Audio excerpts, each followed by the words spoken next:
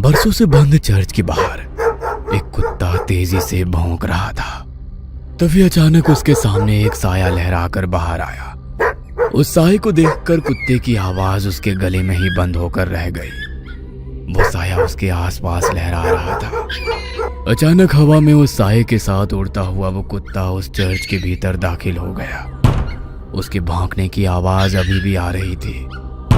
कुछ देर के बाद हवा में उड़ता हुआ उसका शरीर वापस बाहर आया। इस बार उसके शरीर में प्राण नहीं थे। उसका पूरा शरीर सफेद था। मनाली शहर के बाहर एक पुराना चर्च बरसों से बंद था। उसके आसपास कोई भी नहीं जाता। कुछ दिनों के बाद कॉलेज के बच्चों की एक ट्रिप मनाली घूमने आई थी। रात के वक्त कॉलेज के कुछ बच्चे अपने टीचर को बिना बताए होटल से बाहर निकल गए। अरे यार, ये लोग तो हमें नर्सरी के बच्चों की तरह ट्रीट कर रहे हैं। ऐसे घूमने में क्या मजा आएगा। और नहीं तो क्या, यहाँ जाना है वहाँ नहीं जाना है, ऐसे करो वैसे करो, खाने का टाइम हो गया, सोने का टाइम हो गया। सोचा था लड़कियों के साथ मौज मस्ती करेंगे, मगर लड़कियों को तो दूसरे होटल में ठहरा दिया। यहाँ अकेले दीवारों के साथ सर फोड़ो। अब होटल से निकलने के बाद क्या करना है बताओ। करना क्या है, चलो ऐसे ही रोड पर घूमेंगे। तीनों दोस्त बातें करते हुए सुनसान सड़क पर चले जा रहे थे। कुछ दूर चलने के बाद वे लोग उस चर्च के बाहर पहुंच गए। देख, ये चर्च कितना सुंदर लग रहा है। हाँ, सुंदर तो है, मगर ऐसा लग रहा है कोई यहाँ आता जाता नहीं है। शायद कोई पुराना चर्च है। अंदर चलकर देखते हैं। अंदर जाकर? नहीं, अभी रहने देते हैं, कल सुबह आएंगे। अरे कल सुबह? कल तो हमारे साथ प्रोफेसर वगैरह सब रहेंगे। वे लोग हमें खुद से दूर नहीं जाने देंगे। अभी चलते हैं ना, रात या दिन क्या फर्क पड़ता है। हाँ, वैसे भी हम लोगों के पास मोबाइल में टॉर्च तो है। बोरिंग सी ट्रिप में थोड़ा सा एडवेंचर हो जाएगा। मनदीप का मन नहीं था, मगर रोशन और जतिन के कहने पर वो उन लोगों के साथ उस चर्च के भीतर दाखिल हो गया। चर्च के अंदर जगह जगह जाले लगे हुए थे। जैसे ही मोबाइल की लाइट से उस चर्च के भीतर थोड़ी सी रोशनी हुई, चमगादड़ उड़ते हुए चर्च के बाहर निकल गए। लगता है ये बहुत टाइम से बंद है, तभी तो चमगादड़ ने यहाँ पर डेरा जमा लिया। यार, मुझे यहाँ की वाइब्स कुछ ठीक नहीं लग रही है, हम लोग चलते हैं। कहते हुए मनदीप पलटकर दरवाजे से बाहर निकलने वाला था। तभी उसके पैर किसी ने पकड़ लिया। वो जोर से चीखा। क्या हुआ? मेरा पैर किसी ने पकड़ लिया है। हैं? ये क्या कह रहे हो? कहते हुए उसने अपने मोबाइल का टॉर्च मनदीप के पैर की तरफ किया तो वहां पर रस्सी थी। उसे देख दोनों हंसने लगे। तेरा मन नहीं था ना आने का, इसलिए तू रस्सी से भी डर रहा है। कुछ नहीं, अंदर चलकर देख, यहाँ का आर्किटेक्ट कितना अच्छा है। कहते हुए वो उसका हाथ पकड़कर उसे अंदर ले गया। वे तीनों चर्च घूम ही रहे थे कि अचानक चर्च की लाइट जलने बुझने लगी। अरे, यहाँ पर लाइट कैसे आ गई? मुझे कुछ ठीक नहीं लग रहा, हम लोग यहाँ से चलते हैं। कहते हुए वो अपने दोनों दोस्तों के हाथ पकड़कर दरवाजे के पास गया, मगर अचानक ही दरवाजा बंद हो गया। तीनों दरवाजा खोलने की कोशिश कर रहे थे, मगर दरवाजा नहीं खुल रहा था। अरे, ऐसे कैसे हो सकता है? अभी तो ये दरवाजा खुला था। किसने बंद किया? प्लीज हेल्प, हमें डराने की कोशिश मत करो। कोई और रास्ता होगा यहाँ से निकलने का, ढूंढकर वहां से निकल जाते हैं।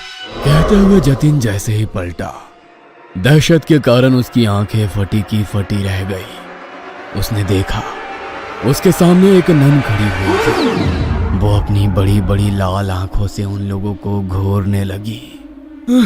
ये क्या बला है, भागो यहाँ से। जैसे ही मनदीप ने उन लोगों को भागने को कहा, वो नन धुआं बनकर गायब हो गई। हैं? अब ये कहाँ गई? रोशन और मनदीप उसे इधर उधर ढूंढने लगे। तभी अचानक उन्होंने देखा कि जतिन जमीन पर रेंग रहा था। उसकी आंखें नन की तरह ही लाल थी, चेहरा पूरा सफेद और हाथ पैरों की चमड़ी जली हुई। उसे देखकर वे दोनों डर गए और चीखते हुए वहां से बाहर निकलने की कोशिश कर रहे थे, मगर उन्हें चर्च से बाहर निकलने का कोई रास्ता नजर नहीं आ रहा था। दोनों डरकर एक कोने में खड़े थे। जतिन तेजी से छिपकली की तरह रेंगता हुआ उनकी तरफ बढ़ा और उन लोगों को देख अपनी जीभ लपलपाता रहा। कभी जतिन का चेहरा नजर आता तो कभी उस नन का। हमने तुम्हारा क्या बिगाड़ा है? छोड़ दो हमारे दोस्त को, हमें यहाँ से जाने दो प्लीज, हमें यहाँ से जाने दो, हम कभी यहाँ नहीं आएंगे। कहते हुए मनदीप ने उस नन के आगे हाथ जोड़ लिए। नन उसे देख मुस्कुराने लगी। उस नन ने मनदीप का हाथ पकड़कर उसे अपनी ओर खींचने की कोशिश करी, मगर मनदीप के हाथ में गुरुद्वारे का पवित्र कड़ा था। उसे छूते ही नन को तेज झटका लगा और वो जमीन पर गिर गई और वो नन धुआं बनकर जतिन के शरीर से बाहर निकल गई। जतिन बेहोश जमीन पर पड़ा था। रोशन उसको होश में लाने की कोशिश करने लगा। जतिन जल्दी उठ जा, हमें यहाँ से निकलना होगा। जतिन प्लीज उठ जा। तुम लोगों को क्या लगता है कि तुम लोग इससे बच सकते हो? नहीं, तुम लोग अब उसके शिकार हो। यहां से बचकर नहीं जा सकते हो। वैसे भी यहां कोई नहीं आता। यहां गलती से कोई जानवर भी आ जाता है तो वो उसे नहीं छोड़ती। फिर तुम लोग तो इंसान हो, तुम लोगों का मरना तय है। मगर ना जाने क्यों मुझे आज ऐसा लग रहा है कुछ अलग होने वाला है। फादर कुछ और कह पाते, उसके पहले ही उसने रोशन का गला पकड़ लिया। उसकी सांसें घूटने लगी। वो कातर नजरों से मनदीप की तरफ देखकर चिल्लाकर बोला, मनदीप चले जाओ यहाँ से, भागो। तुम्हारे पास गुरुद्वारे की पवित्र शक्ति है, ये तुम्हें कुछ नहीं कर सकती है। भाग जाओ। मैं तुमको छोड़कर कहीं नहीं जाऊंगा। मैं कह रहा हूँ ना, तुम चले जाओ यहाँ से, चले जाओ। रोशन बार बार उसे जाने के लिए कह रहा था, मगर नन की पकड़ उसके गले पर तेज हो गई। उसके नाखूनों से उसके गले में गड्ढा हो गया। गले से बहते हुए खून को वो नन जीभ लंबी कर कर चाटने लगी। रोशन छटपटा रहा था। मनदीप को समझ में नहीं आ रहा था कि वो क्या करे। एक और वो नन तो दूसरी तरफ उसके दोस्त। तभी उसके दिमाग में एक विचार आया। उसने अपने हाथ का कड़ा निकाला और एक हाथ में कड़ा और दूसरे हाथ में कृपाण ले वो जोर से बोला, वाहे जी का खालसा, वाहे जी की फतेह। जो बोले सो निहाल, सत श्री अकाल। मनदीप ने वो कड़ा नन के हाथों में डाला और सीने में कृपाण डाली। वो नन छटपटाने लगी। उसने रोशन की गर्दन छोड़ दी। हवा में लहरा रहा रोशन जमीन पर गिर गया। उस नन के सीने से काला गाढ़ा सा अजीब पदार्थ बह रहा था। जतिन अभी तक बेहोश था। मनदीप को मदद चाहिए थी, मगर उसके पास मदद के लिए कोई नहीं था। उसकी नजर यीशु की मूर्ति पर पड़ी। हे यीशु, मुझे तेरी प्रार्थना नहीं आती है, मगर तेरे घर में शैतान तेरे बंदों पर कैसे हावी हो सकता है? हमारी मदद करो। कहते हुए उसकी आंखों में आंसू आ गए। तभी एक चमत्कार हुआ और बरसों से बंद वो चर्च अचानक से रोशन हो गया।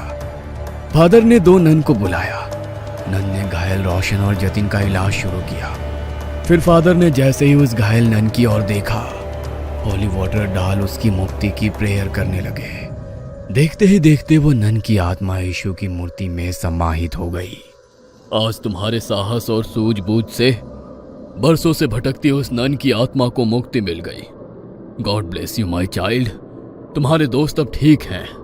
कल सुबह तक उन लोगों को कुछ भी याद नहीं रहेगा। अब तुम लोग यहाँ से चले जाओ और आज की घटना का जिक्र किसी से भी मत करना। फादर के कहने पर मनदीप अपने दोस्तों के साथ होटल वापस आ गया। अगले दिन वे लोग जब मनाली घूमने के लिए निकले तो उसके दोस्त सब कुछ भूल चुके थे, मगर मनदीप उस खौफनाक रात को उम्र भर नहीं भूल सकता था। वो अपने साथियों के साथ उसी जगह से निकला तो मनदीप को कोई चर्च नजर नहीं आया। बस दूर खड़े वो फादर उसे देखकर मुस्कुरा रहे थे। उन्होंने उसके ऊपर होली वाटर डाला तो मनदीप भी कल रात की वो बातें भूल गया। मगर मनाली के लोग उन लोगों को कभी भूल नहीं सकते हैं, क्योंकि उनके कारण ही तो उन्हें इविल नन से छुटकारा मिला था। ये कहानी आपको अच्छी लगी हो तो हमें सब्सक्राइब करें, हमारा इंस्टाग्राम और फेसबुक पेज जरूर फॉलो करें। और हाँ दोस्तों, सब्सक्राइब करना भूलना मत।